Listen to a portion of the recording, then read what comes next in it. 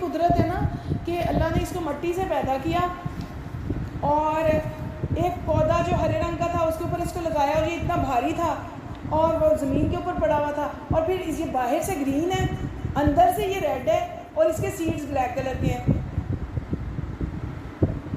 کتنا ڈفرینٹ ہے.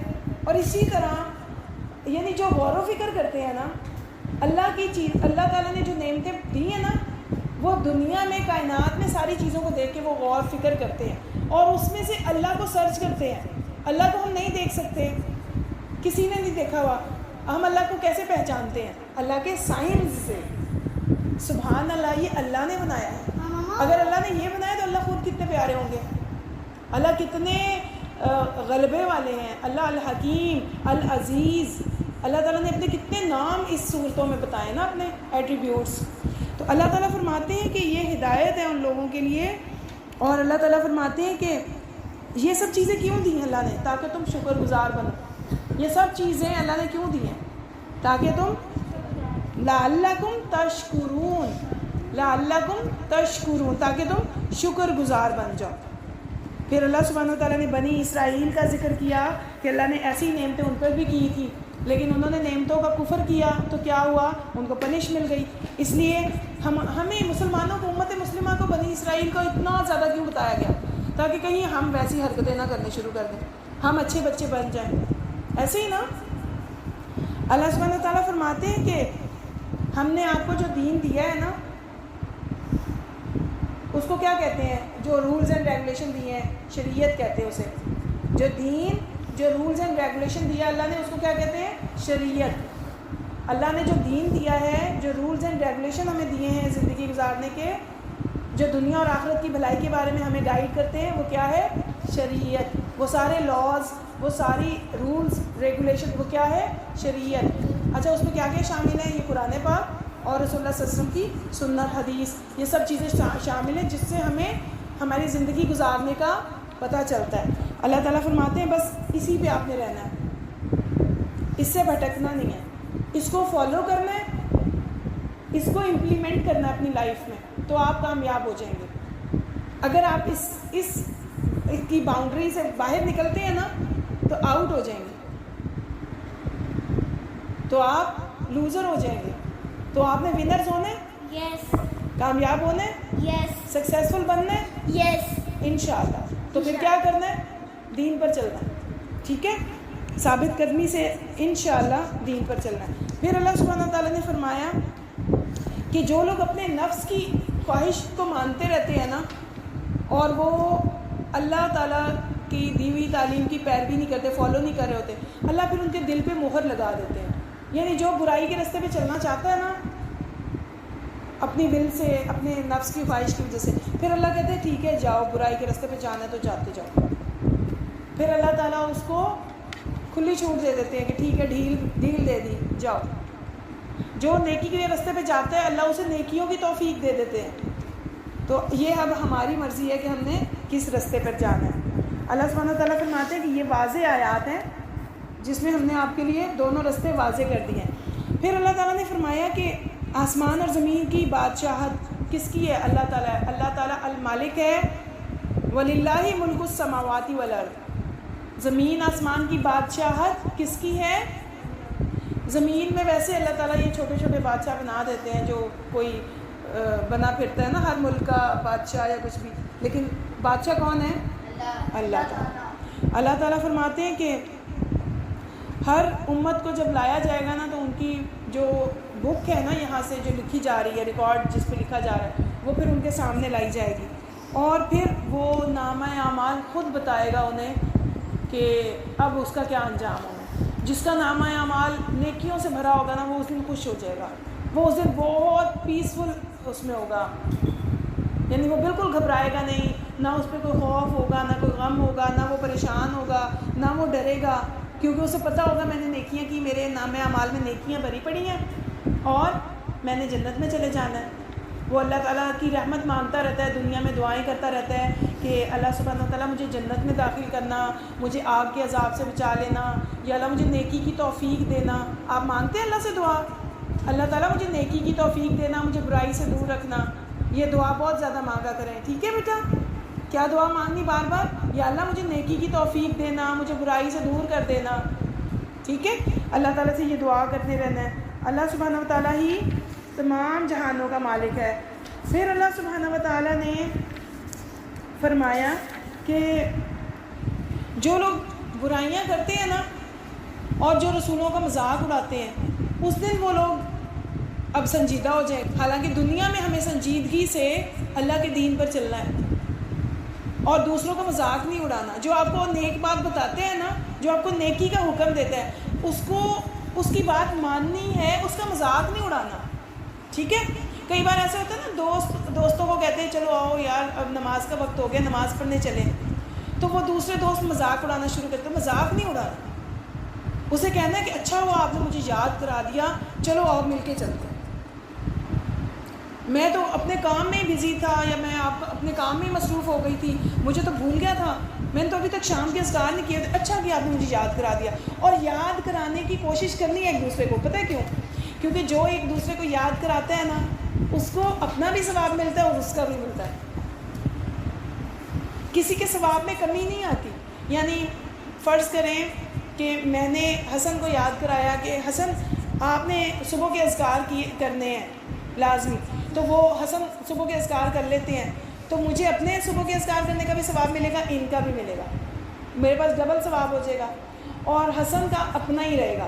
لیکن اگر حسن اپنے گھر میں ماما بابا کو بھی یاد کراتے ہیں، خدیجہ کو بھی یاد کرا دیتے ہیں، سب کو یاد کرا دیتے ہیں، تو حسن کو اپنا بھی ملے گا، ان سب کو بھی ثواب ملے گا، اور ان کے ثواب میں کمی نہیں آئے گی.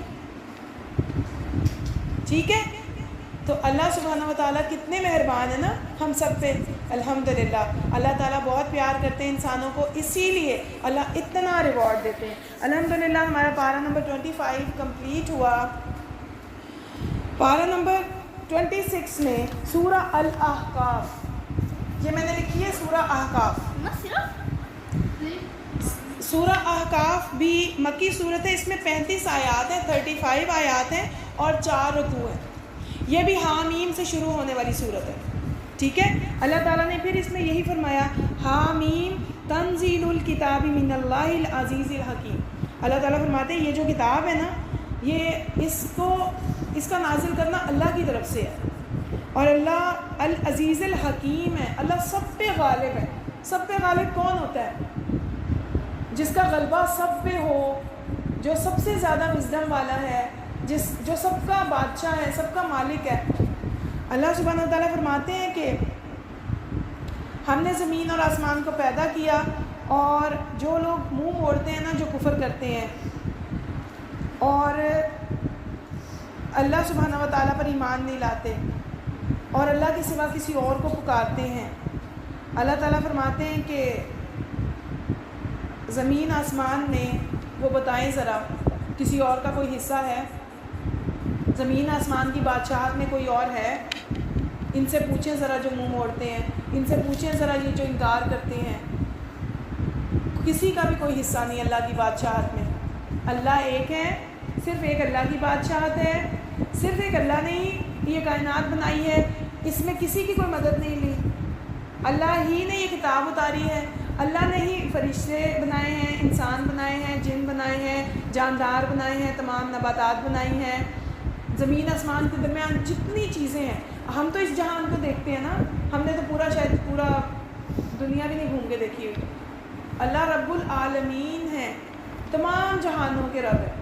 ہمیں کیا پتہ؟ حامیم، پارہ 26 کا نام حامیم ہی ہے.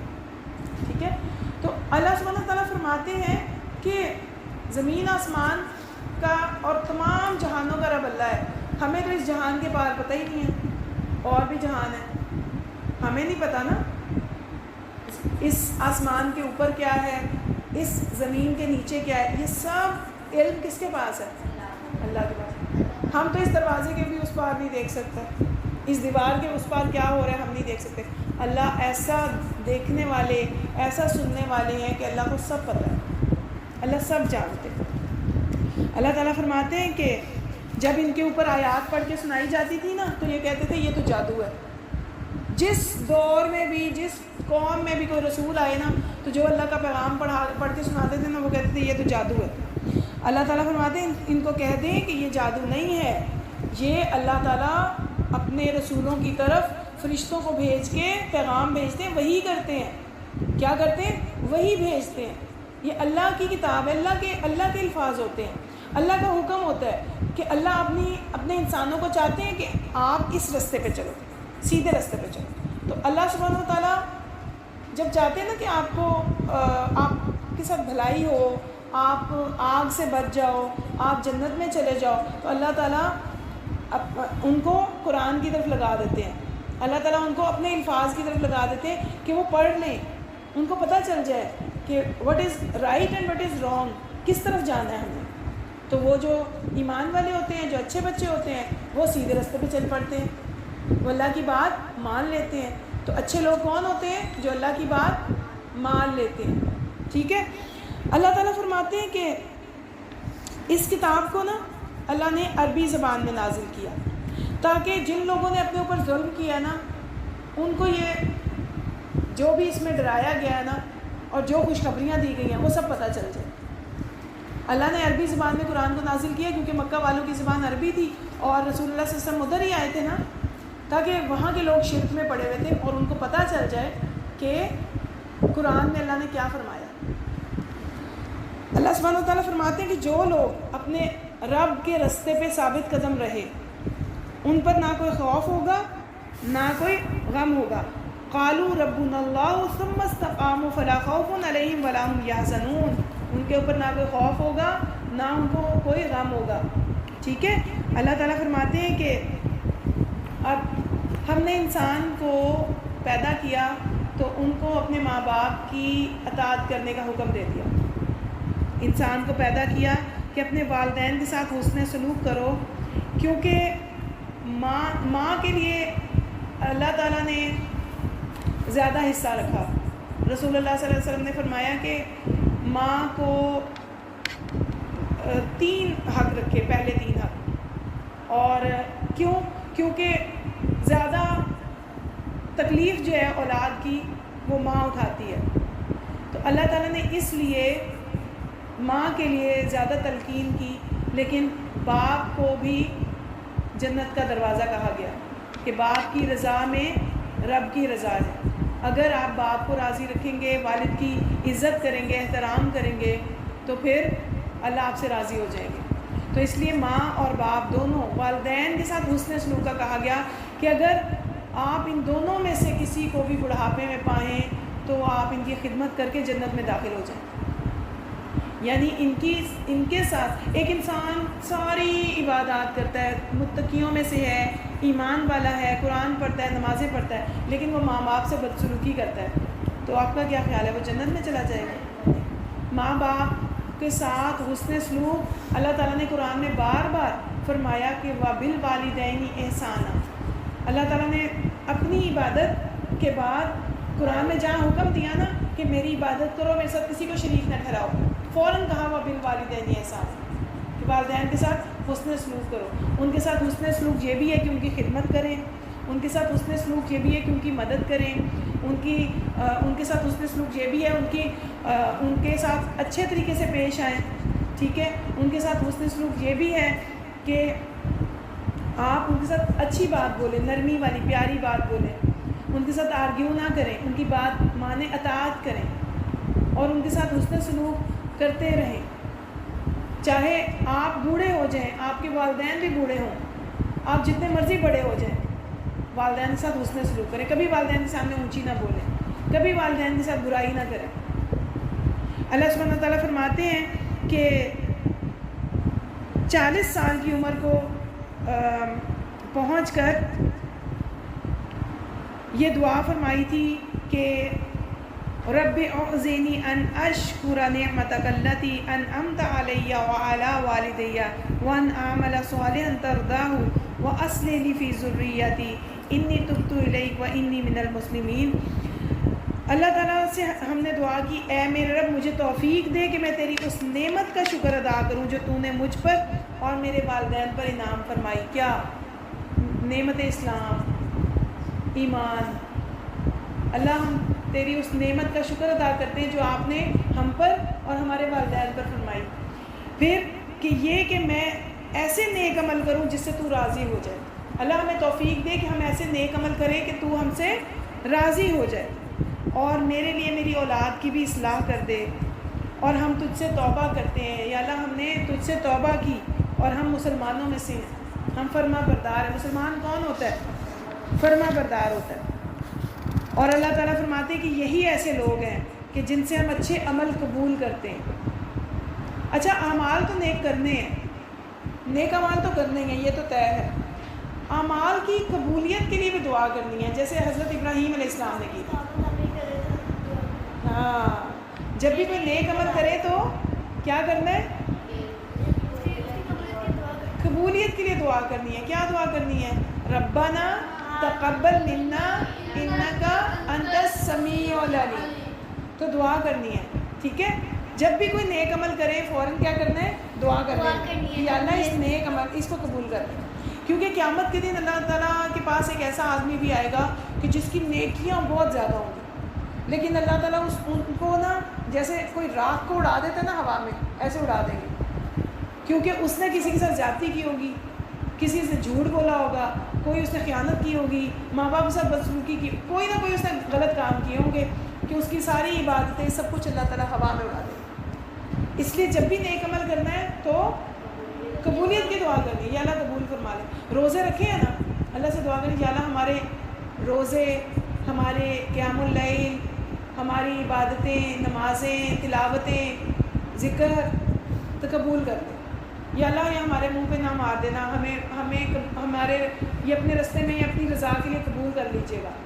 ہم نے جو بھی صدقہ کیا یا اللہ قبول کر لیجیے گا, اس میں کہیں پہ بھی کوئی ریاکاری نہ آئے. یا اللہ اگر کہیں پہ ہم نے کوئی کوتاہی غلطی کر دی ہے نا عبادت کرنے میں, تو ہمیں معاف کر کے ہماری عبادت قبول کر لیں, ٹھیک ہے. جو نیک لوگ ہوتے ہیں نا, جو کمپینینز ہوتے تھے, وہ اللہ سبحانہ و تعالیٰ سے دعائیں کرتے تھے, رو رو کے نیکیاں کرتے تھے اور دعائیں کرتے تھے, یا اللہ ہماری نیکیاں قبول کر لیں, یا اللہ پلیز ہماری نیکیاں قبول کر لیں, ہماری نیکیوں کو ضائع نہ کر دیجیے گا, اللہ ہماری نیکیوں کو قبول کر لیں, اور ہمیں ایسے اعمال سے بھی بچا لیں جو ہماری نیکیوں کو ضائع کر دیتے ہیں. وہ کون سے اعمال ہیں جو بھی تھوڑی دیر پہلے میں نے بتائے تھے؟ حسد, جھوٹ, غیبت, بغض, ٹھیک ہے. ہاتھ سے یا زبان سے دوسروں کو نقصان پہنچانا, بدگمانی رکھنا.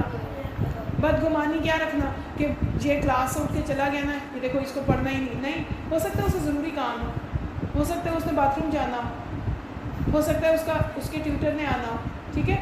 تو ہر ایک سے حسن ظن رکھنا ہے, اچھا گمان رکھنا ہے, ٹھیک ہے. تو اللہ سبحانہ و تعالیٰ فرماتے ہیں کہ جو لوگ شیطان کے پیچھے چلیں گے نا, وہ لوگ چاہے وہ جنوں میں سے ہو یا انسانوں میں سے ہوں, وہ خسارہ پانے والے ہوں گے. وہ اپنی نیکیاں جو ہیں وہ برباد کر لیں گے, اور وہ جو تکبر کرتے تھے, جو نافرمانی کرتے تھے, اللہ تعالیٰ فرماتے ہیں کہ عاد کے بھائی جو تھے نا, ان کو یاد کرو کہ ان کو بھی ہم نے کہا تھا کہ اپنی قوم کو خبردار کرو, اور انہوں نے بھی احقاف میں اپنی قوم کو خبردار کیا تھا. اور پھر اللہ کے سوا کسی کی عبادت نہ کرو, لیکن انہوں نے کیا کہا تھا؟ انہوں نے کہا کیا آپ ہمیں ہمارے معبودوں سے ہٹاتے ہیں؟ کیا آپ ہمیں ہمارے معبودوں سے دور کرتے ہیں؟ اور وہ کہتے ہیں کہ اگر آپ واقعی سچے ہیں تو جو آپ عذاب کی بات کرتے ہیں وہ لا کر دکھائیں. تو پھر انہوں نے کہا تھا کہ میرے پاس تو وہی کچھ ہے, اتنا ہی علم ہے. رسول کیا کہتے تھے؟ ہمارے پاس وہی کچھ ہے, وہی پیغام ہے جو اللہ نے ہمیں دیا ہے. عذاب کا جو معاملہ ہے اس پہ ہم قدرت نہیں رکھتے. عذاب لانے پر کون قدرت رکھتا ہے؟ صرف اللہ تعالیٰ. اللہ کے حکم سے یہ عذاب آئے گا, اور قیامت بھی اللہ کے حکم سے ہی آئے گی, اللہ کے حکم سے ہی سب کچھ ہوگا. تو ہم تو صرف پیغام پہنچانے والے ہیں. اللہ تعالیٰ فرماتے ہیں کہ یہ ایسے لوگ تھے کہ ان کو پھر بادل نے آ گھیرا, بادل ان کی وادیوں کے اوپر سارے آ گئے, گھیر لیا, اور پھر ایسی بارش برسی ایسے کہ وہ سب تباہ و برباد ہو گئے. تو اللہ تعالیٰ فرماتے ہیں کہ ہم نے ان کے کان, آنکھیں, دل بنائے ہیں, لیکن یہ کان, آنکھیں, دل جن سے ہدایت اندر نہیں جا رہی نا, تو کسی کام کے نہیں, یہ ان کے کسی کام نہیں آ رہے. آپ کے آنکھیں, کان اور دل کام آ رہے ہیں آپ کے؟ الحمدللہ. اندر نصیحت کی بات جا رہی ہے نا, اندر جا رہی ہے نا بات، ابزارو ہو رہی ہے، تو یہ آپ کے کام کے ہیں الحمدللہ. اللہ کی ان نعمتوں پہ شکر ادا کریں کہ یا اللہ یہ جو تو نے ہمیں نعمتیں دی ہیں یہ ہم تیرے راستے میں لگا رہے ہیں، ہم ان سے اچھی بات سن رہے ہیں، آنکھوں سے اچھی چیز دیکھ رہے ہیں، اور دل میں ہمارے وہی اتر رہی ہے. تو اللہ سبحانہ و تعالیٰ تیرا شکر ہے کہ آپ نے ہمیں ہدایت دی. اللہ تعالیٰ فرماتے ہیں کہ ہم یہ بار بار ان قوموں کی باتیں آپ کو بتاتے ہیں. کیوں؟ تاکہ آپ نصیحت پکڑیں، ہدایت لیں. اللہ تعالیٰ دیکھیں بار بار وہی چیزیں رپیٹ ہو رہی ہیں نا تاکہ آپ کو یاد ہو جائے. اللہ سبحانہ و تعالیٰ اس ریپیٹیشن کے ذریعے بار بار رپیٹ کر کے ہمیں یہ چیزیں بتا رہے ہیں.